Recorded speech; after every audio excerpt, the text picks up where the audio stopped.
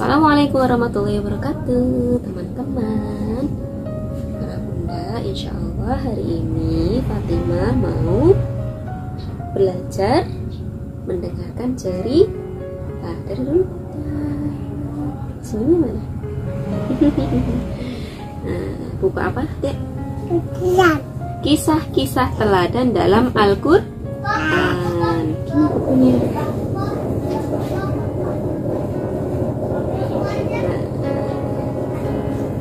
Jadi buku yang ada kisah-kisahnya di dalam Al-Quran. Cuma mau bacain adik kisah tentang Asiyah. Siapa, Dek?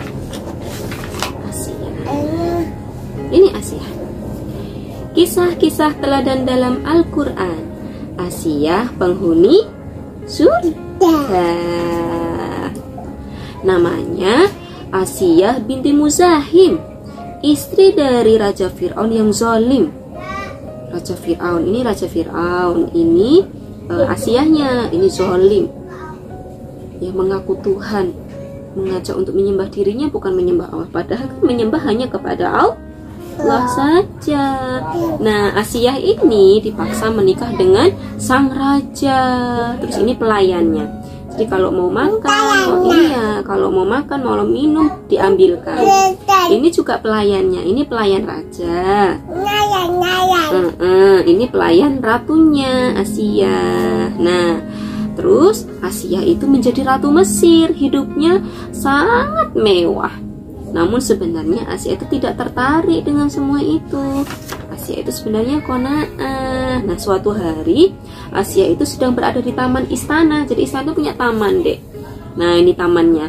Taman itu isinya ada bunga-bunga, pepohonan, ada tempat-tempat duduknya, bunga. Tuh, ini bunganya banyak kan?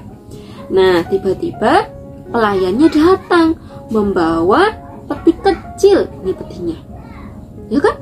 Peti kecil. Nah, peti itu ternyata ditemukan di Sungai Nil, Dek. Petinya ditemukan di Sungai Nil. Nah, Asiyah dan para pelayannya kemudian membuka peti ini. Petinya dibuka. Peti itu seperti kotak.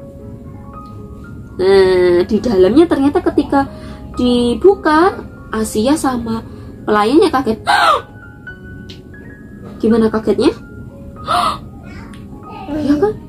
Kaget, ternyata di dalam peti ini isinya ada adik kecil. Adik kecil ya, adik kecil. Nah, tapi adik kecilnya ini laki-laki, lagi pupuk. Terus karena Asiyah sama Raja Fir'aun itu belum punya anak, nah, Asiyah pengen merawatnya, menggendongnya. Ya, ini tangga untuk naik ke singgasananya sang raja. Nah, terus Asiyah pengen sekali merawat bayinya. Bayinya ini diberi nama Musa.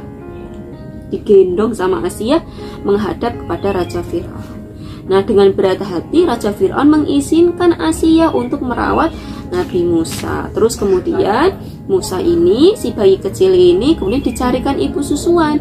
Kan Asiyah belum punya anak, ASInya belum mengalir, kemudian dicarikan ibu untuk menyusu gitu. Minum.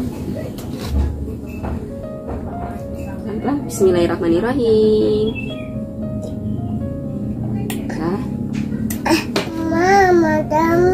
Ya, ini ya. Terus kita lanjutkan dulu, selesaikan dulu ya. Nah, terus ketika Musa itu sudah besar, kemudian diutus menjadi seorang nabi. Nah, Musa itu menyeru supaya hanya menyembah Allah, bukan menyembah Fir'aun. Menyembah itu hanya kepada Allah. Nih, Musa. Ternyata Musa itu diberikan kehebatan, namanya mukjizat dari Allah. Apa itu? Dia punya tongkat. Tongkatnya ketika dilempar berubah menjadi ular besar. Gimana ularnya? Iya, nah ular besar ini bisa memakan ular-ular kecil dari para pengikut.